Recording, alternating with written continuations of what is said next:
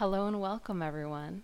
I'm Caroline McGraw. I'm a writer with The Clearing, which is a unique 12-step alternative dual diagnosis residential addiction treatment center with a program based in spiritual psychology. And today we have the honor of speaking with Jim Tolles, a spiritual teacher and healer who helps people to grow, heal, and embrace their spiritual paths. Jim teaches that we all have our truth and love within us, and he offers tools that help people cut away the lies and misconceptions so that they can be more firmly rooted in truth and love. His website is spiritualawakeningprocess.com. He works with students on an individual basis, as well as offering free online talks via live streaming on YouTube and leading workshops. In this interview, we're going to be talking with Jim about his life and his work, and our focus will be on healing core issues and trauma recovery, since that is what we do at The Clearing. So welcome, Jim. Yeah, thank you for having me, Caroline. So just to get started, let's help people get to know you a little bit better. And could you share what's the story of spiritual awakening in your own life, and how did you really get started on this path? Sure, I'd be happy to. So I was definitely one of those people that always had a draw towards spirituality. There's always kind of this underlying current that was kind of sitting around and didn't know what to do with itself. And you look at the different major religions and spiritual paths, and they're very important. They serve important social roles and things like that. But nothing ever really kind of sparked anything. And a lot of it really just kind of gets going because I'm following my heart. It's kind of this interesting story where I start out, I'm trying to get into a master's program in creative writing. And that to me is really actively following my heart. And I'm like 26 years old. And that kind of starts things moving in interesting ways. And I just kind of play the process. I start to follow these different things that are opening. I'm starting to listen to like Eckhart Tolle's CDs around the power of now and stuff like that. And other things just kind of start to percolate a little bit. And I start to kind of naturally do some inner work that I didn't realize I was doing at the time. It was just kind of a realization I was making myself miserable. So I was like, well, I don't like that. So I start kind of doing some things. So it's just like these little baby steps, and they all kind of build up to August of 2007 when I have an awakening. And ironically enough, I don't get into any of the creative writing programs that I wanted to get into, but I can see how it was important for that part of the process. And I think that's an aspect that we may want to talk about today, is how we appreciate the process, because we can be such an end goal society. It's like, am I at the end goal? Have I arrived or achieved it? So no, I didn't achieve what I thought was the end goal, getting into a creative writing master's program. But what it does is it helps me start to flow and to grow into the spaces and places that I need to go. And so I have an awakening in August of 2007. An awakening, what I'm really saying here is like something kind of turns itself on. It's not necessarily something, for me personally, it wasn't like profoundly blissful or anything like that. It was just kind of a loss of desire, and the noise in my head went away. It's very, very understated. But something starts to move. And this is one of the big distinctions I make between other experiences, and I'm big into expanding our spiritual vocabulary. I think it's very small in English right now. And so spiritual awakening for people is being used for a lot of different experiences. So one of my key defining distinctions is that awakening continues. It has this intelligence of its own. It moves you towards things, moves you towards issues. And if there's no resistance, people tend to feel very loving, very at peace. They feel very whole. Right? They're clear about what's real, what's the truth. So that's when we're not resisting. And then on the other side, if we are resisting, we can collapse into a lot of pain. Things are kind of falling apart. And it's usually a combination of the two, but depending on the person, it can be very different. And it really has to do with their own inner process and how much resistance they have to what's arising. Awesome. Well, thank you for sharing that personal story, and also giving us a glimpse of what the awakening process looks like, which leads perfectly into my next question.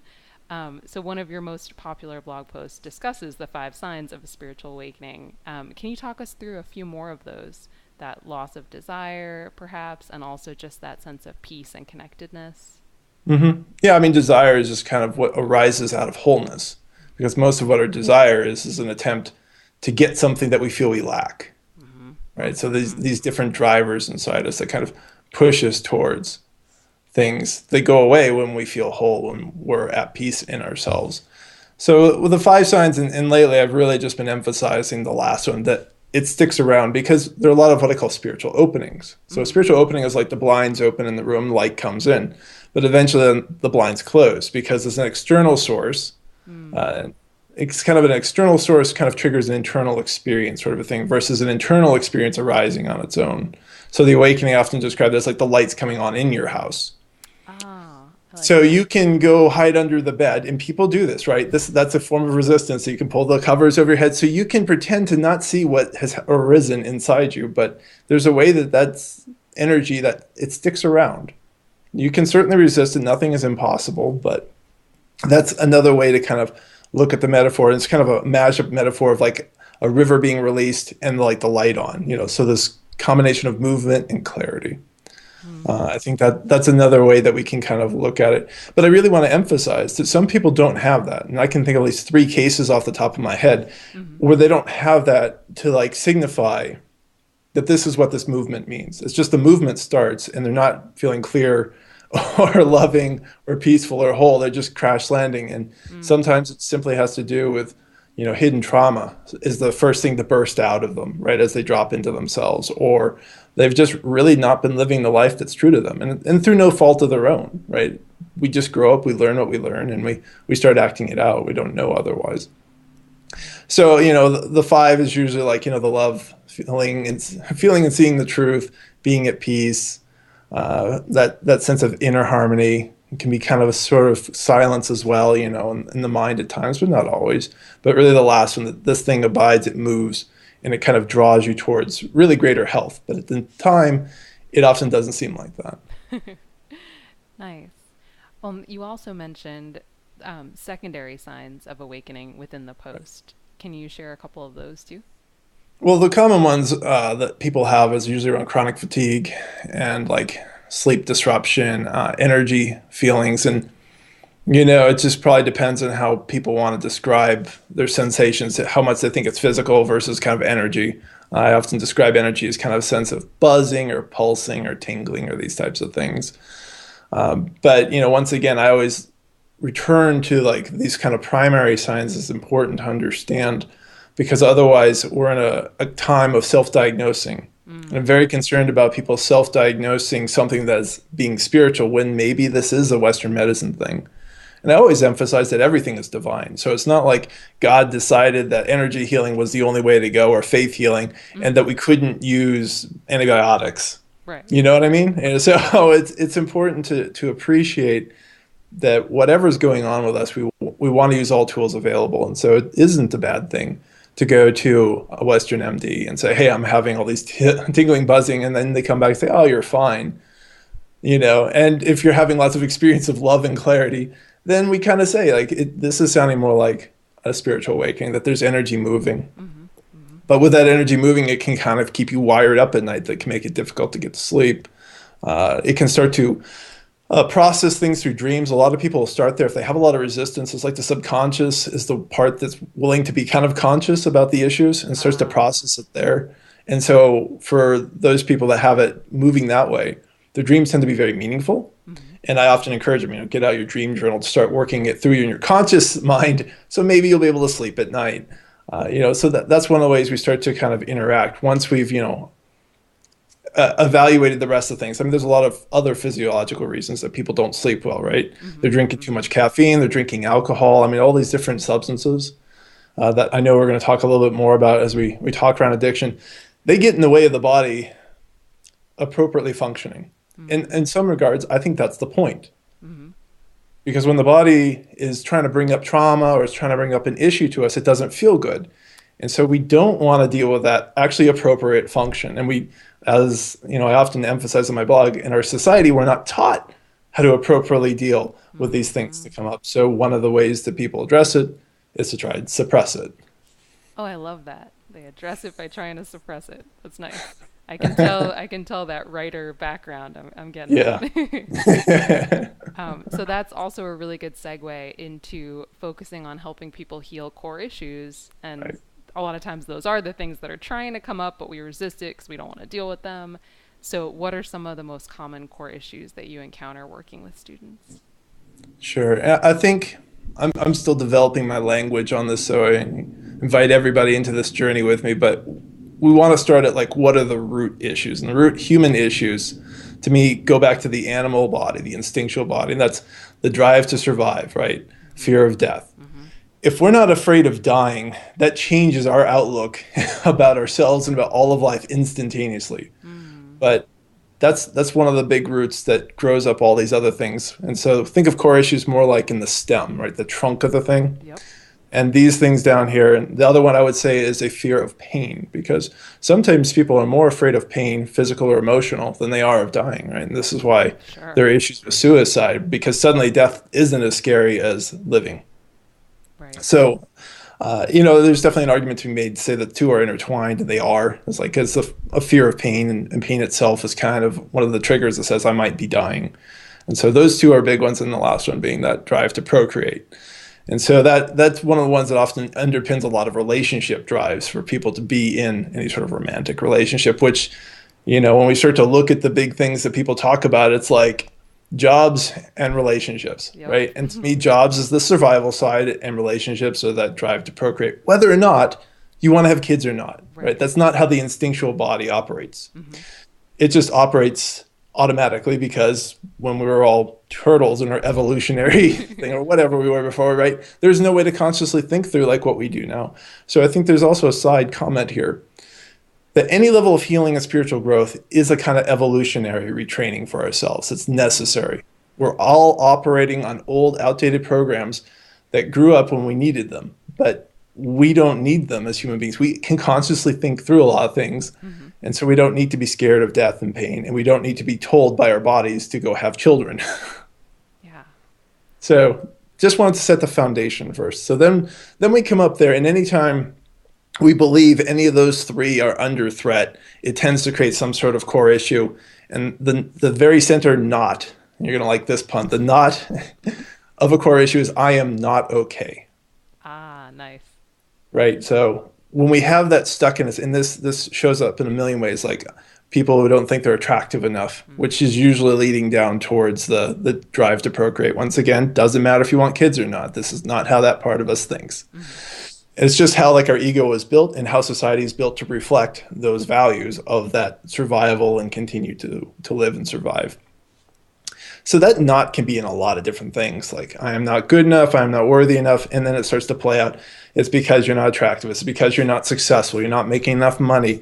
You're not athletic enough. You're not whatever, right? There's this constant knot in there. And this is the knot we're trying to spiritually and intellectually massage out of us. Yep. And it's a tough knot. And the massage is a great metaphor too, because if anybody who's had massages before, sometimes you've got some massage therapist's elbow crammed down into your back, and that knot still doesn't want to go. It just can take a long time because we're so used to believing it, energizing it, holding it inappropriately again and again. So that's going to be at the center of lack of self-worth. Fear of the unknown is kind of another one of those things that's running around in there because that assumes that something painful or that will cause death will come. So these are some of the things that we kind of look at.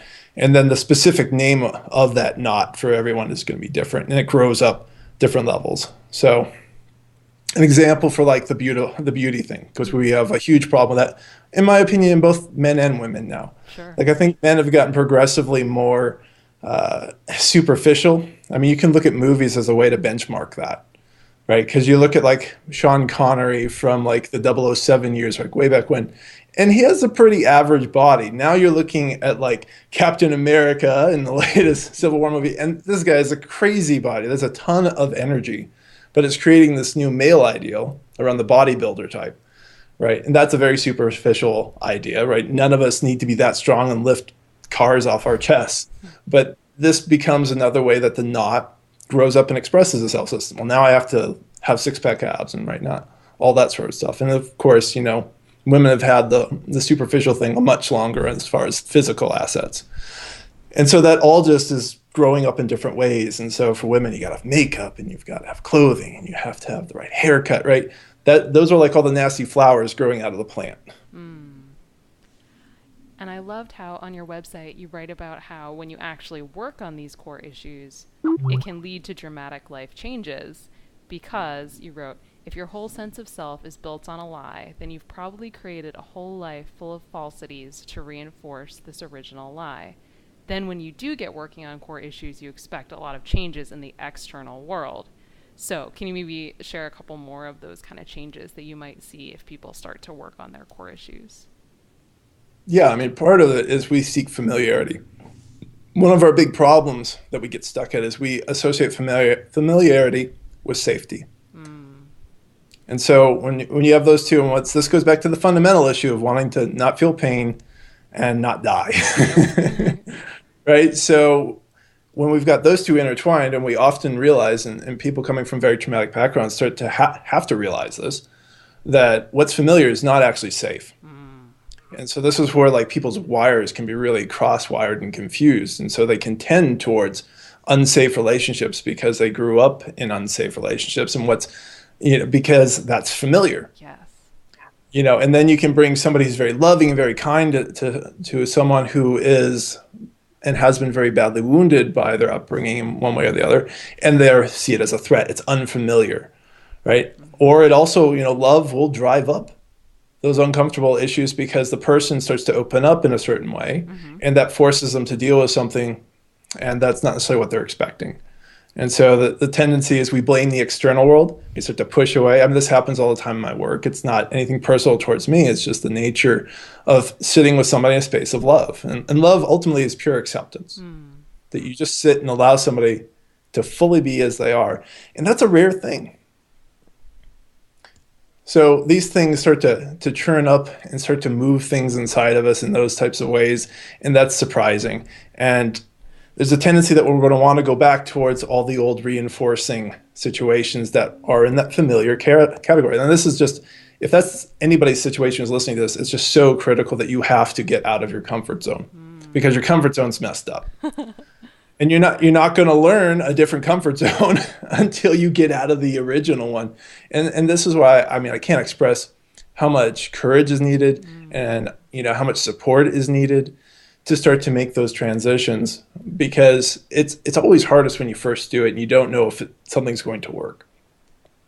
So in this more extreme example, it's not always this extreme, but in a more extreme example where you're just constantly around like other people who are like drug addicts, right? They can't keep a job, you can't keep a job, you're really addicted on something, you've come out of a really addicted and messed up childhood. Mm-hmm. You need a lot of support. Yeah. And you're going to need a lot of courage. And I think that's part of where spirituality comes in, is that faith in the divine, that there is this deeper well that we can draw on to nourish us and support us when we just don't know what's going on. We weren't raised that way. We weren't given the right support. And we just got to come to that well and just trust and do the best we can to find new supports. That is beautiful. Thank you. You got me a little choked up. So that actually also ties in really well to talking about trauma, which I wanted to make sure to touch on that, because on the physical level, we have a medical definition of trauma, but on the emotional, spiritual level, it can be harder to recognize because it is very subjective. And like you said, if you've grown up with your normal being fairly traumatic, you don't recognize it as such. You're just like, oh, this is just normal, when actually it's detrimental. And so obviously one of the most troubling and prevalent forms of trauma that we see in our society is sexual abuse. And you've written about healing from sexual abuse trauma. So can you talk us through that process a little bit on multiple levels? How do you begin working with someone who's been through that kind of trauma? Well, personally, I like to work with somebody who's already worked on other things with practitioners and psychologists and psychiatrists or whoever they're called to, because where I go is really deep. I go towards the muscle and the energy, because to me, I think trauma in any upsetting situation is like a clenched fist. That when something feels upsetting, we go from being open to a situation to kind of clenching to self-protect, right? And I'm sure there's all sorts of physiological explanations that other people who know that stuff better than I could explain, of how we're preparing our muscles to run or to fight, right? So very primal sort of response. But the tendency is with something like trauma is we tend to stay in the clenched fist, which actually takes a lot of energy and actually feels horrible to us. Yeah. But if you open, you have to start to re-experience the energy of that experience and what happened in the muscles and emotionally and all that sort of stuff, which also feels horrible. And so, as I've mentioned before, like our society doesn't really teach us how to open mindfully and to allow things to kind of erupt. It doesn't really allow us to get messy. And that's a really important aspect of the healing side of our work, is allowing ourselves to fall apart. Once again, this is why we want to find those supporting situations in our life so that we can fall apart in a certain level of safety with a certain level of understanding. Because normally when we fall apart, we don't fall apart mindfully, we just break down. Right. Right, we're out of control now in that scenario. We're not expecting it. We don't have any support in place for it. And so the harder somebody breaks down, the harder the tendency to clamp back up again. And a lot of people get stuck at that point, especially with trauma, where they start to break down a little bit. The energy starts to move out. The system, our energetic system, starts to do what it's supposed to, which is to let it release. But it feels bad. We're not prepared. We clamp back down. And so it can go like this. And a lot of people have that issue where they feel like, I've been dealing with the same issue my whole life, because most likely the tendency is this is what happens. They open up a little and then they clamp it back down again. And so the core of the trauma stays within. So the deep part of all this is actually very simple. It's a lot of relaxation. That as somebody sits and they breathe and they relax, they start to naturally open up, right? The fist starts to unclench. And when that starts to happen, the body starts to talk. And the body is very literal. Anything that's happened physically to the body, it remembers. And if it's a traumatic thing, it needs to remember it and release the energy, release the emotions. And so those sessions can be pretty intense, where I'm sitting with somebody, there's a lot of sadness, it could be anger and rage, and all those things. As a spiritual teacher, I point people back towards that space of the witness. And that's really important to witness, because witnessing allows us our experience. It's not a detaching in the sense of not feeling. It's a detaching in the sense that we're not going to fuel it with any more story. We're not going to say feel sorry for ourselves. We're not going to get lost in blaming the people who've hurt us. We're just simply going to say, no, I'm angry about it. That's fine. I'm really upset and sad about it. That's fine. We're just going to let that kind of wash out of us. And so part of that is also breathing and relaxing again and again, because we're also reteaching the body to not do this, because it's going to want to. Totally. Right? Because we're taught that this is how we protect ourselves, even though it's absolutely wrong.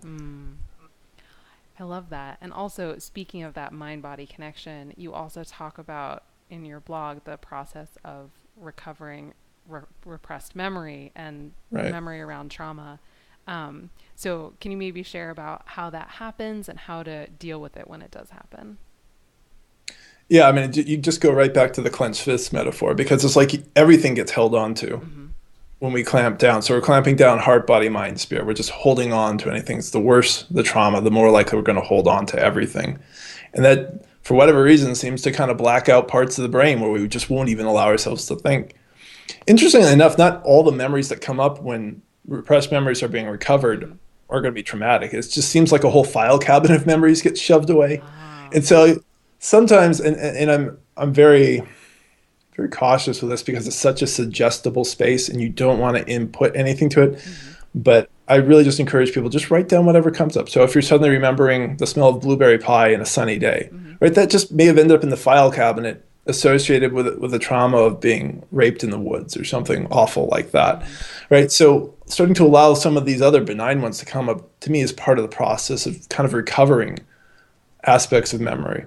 And really with anything repressed, it tends to be extremely inconvenient. Doubt is a huge issue.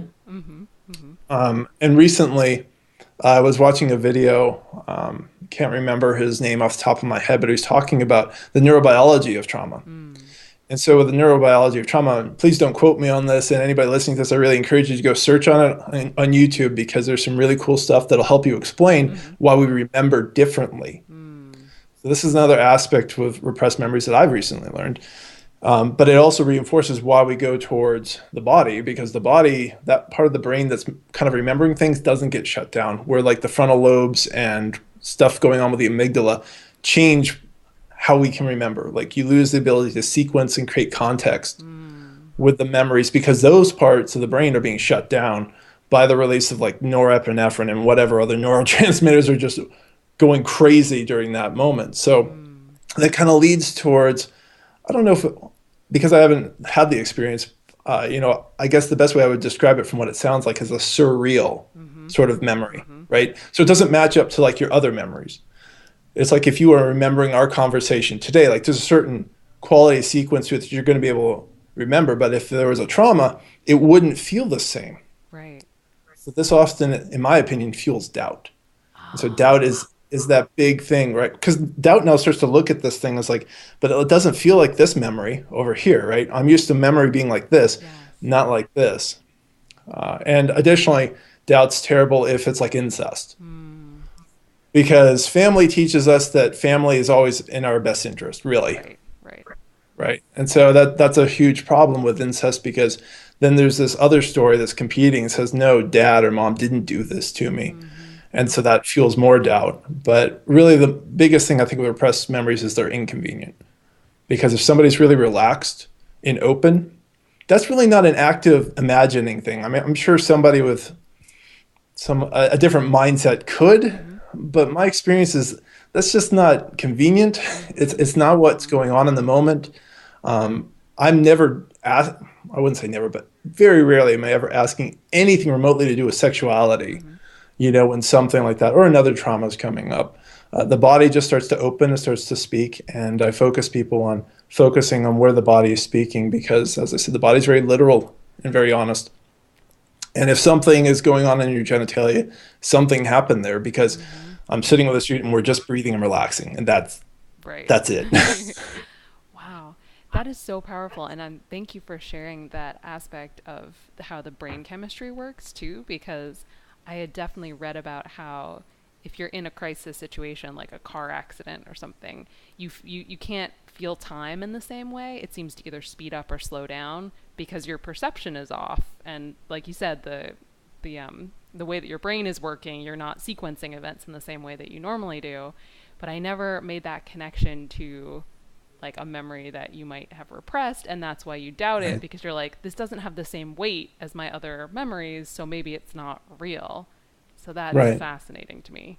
Thank you for that. Yeah. Yeah. I recommend anybody who's listening to this, go search on neurobiology and trauma on YouTube because that's where I was hearing it from. I'm not an expert on that. Just want to be clear about that. Yeah, But yeah. in my experience, everything that I've listened to about that is absolutely reinforced because I don't try and get people to think about the trauma if it's repressed. And there are certain signs that I start to notice in people around trauma, certain ways where, like, if they start to relax, they start to get really upset very quickly. Mm-hmm. If Mm-hmm. something's too deeply they're too deeply traumatized, they may just simply be too shut down, though.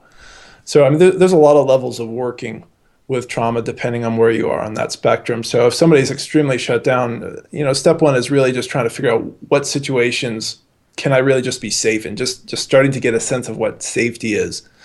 Yeah. And that's kind of the first step. And that's a big deal because a lot of people don't feel safe in their own skin. That's the horrible thing about different traumas. And we can expand this past sexual or physical abuses and traumas Mm-hmm. to emotional traumas because some people grow up in situations where they're just emotionally beaten down every day. Mm. And that one's more difficult in a different way. Or I shouldn't say more difficult, but it's difficult in a different way because we don't weight in our society emotional abuse on the same level as physical abuse. Right. But we certainly can act out and be in just as much pain from emotional abuse, in my opinion. I don't know if that's fair or not, but Mm. I see that as it's different, is more difficult in the sense you can't point to a fingerprint, right? You Yeah. can't point to necessarily like one instance where like, something happened where your dad beat you with a baseball bat. And it's horrible to say things like this. I'm not being glib by any means, but these things happen. Right. There's so much violence for men and women. I like to emphasize that as well. Uh, I'm glad there's a lot of impetus out there to help women and to stop violence towards women, but I feel like there's a culture of greater acceptance to be violent towards men. Mm. So, like, some of the stories I'll get is like, it could be a sister who's trying to process kind of the emotional trauma Mm-hmm. of seeing her brother beaten, Yeah. right? It didn't happen to her, Right. but there's still kind of those energetic fingerprints. And so, find that space where we can relax and we can open up, we can be honest with our feelings. And as I said, we can have space to break down is how we can rebuild ourselves again. That's so powerful. And I know you've also written about the idea of silent wounds, of neglect, of, witnessing trauma, like you said, it might not have directly happened to you, but it affected you dramatically. And I've read too that this idea that with physical abuse, as terrible as it is, that's an interaction that you can point to, as opposed to Right. neglect and abandonment. That's a lack of interaction. And so sometimes it's harder to work with that because you're working with sort of a nothing almost, Right. if that makes sense. Yeah, absolutely. Um, so yeah, I love that, and it links up to your recent post talking about how to be spiritually conscious with unconscious people. So people who maybe are involved in these patterns of abuse, and or you see, okay, maybe they're not doing this consciously, but this is just their history, and this is their pattern, and they're playing it out. So maybe can you talk a bit more about how to stay in your center and how to, like, especially when you're interacting with family or friends or folks who are still in these old patterns and you really want to break free of those patterns. Hmm. Well, anything on the level of abuse, you need to get out because you need to start to, first of all, heal. You need to understand what it's like to even feel safe in your own skin. Mm-hmm. And so you have to leave. Yeah. That's just kind of flat out where it is. There's nothing you can do to fix another person. That's everyone's individual choice. Mm-hmm. We can't emphasize that enough, and I'm sure you guys emphasize that enough at the clearing, that it's up to us individually to make a choice and to do the work. Right. You can be surrounded by all the supports in the world. You can have the whole buffet of spiritual tools in front of you, but you're the one who has to go pick up the knife and the plate and start to put stuff on and to start to engage with it. On the more benign side of things, Mm-hmm. it really is just starting off noticing your own triggers. When somebody is saying or doing something, you're getting upset, because as long as there's no physical interaction, Mm-hmm. emotions are choices. Mm-hmm. And this is a big thing for people to understand, because we have a lot of misconceptions and we say things like, this person made me feel this way. Yeah. Now, we want to make a big exception for childhood, because when we're children, we're extremely open and we don't have the ability to think in the way that we do as adults. Right, we're just absorbing everything straight in, and this is why you hear teachers like Jesus, who warn against hurting children, Mm-hmm. Mm-hmm. because when you hurt a child, that has repercussions for the whole of society, not just the person's entire life, which is bad enough, but the whole of society, because of how they're going to interact. But as we grow up and we mature and we are on our own, we realize that we're making choices with our emotions. That if somebody smiles at us and we feel happy, we've made the choice. It had nothing to do with the smile. The person just showed us their teeth, Mm-hmm. you know. Mm-hmm. We interpreted it. Right? We interpret it. But, if somebody frowns at us, then we feel sad, right? That nothing happened except the muscles in their face went upside down. Mm-hmm. Mm-hmm. So this is an important thing to really understand, because the tendency is we're still trying to control, especially early on in the spiritual path, we're trying to control other people to make ourselves feel in a certain way. And that's the issue of addiction, isn't it? Right? That we're trying to find an external thing to make ourselves feel differently than we do. Yeah. And whether it's to cover up or to numb or to overstimulate if we're numb, because feeling numb actually feels terrible, and we want to have some sort of good feeling. Right? And so this leads people towards drugs, towards alcohol, towards sex, towards working too much, towards working out too much. We are so addicted to so many things. It's just crazy. I mean, I get compliments for not being on any prescription drugs, and it doesn't mean I'm better than anybody, but I think, that's just become, and there are studies now coming out about prescription drugs, another avenue for self-numbing and avoiding the issues that are trying to come out of us that we need to address.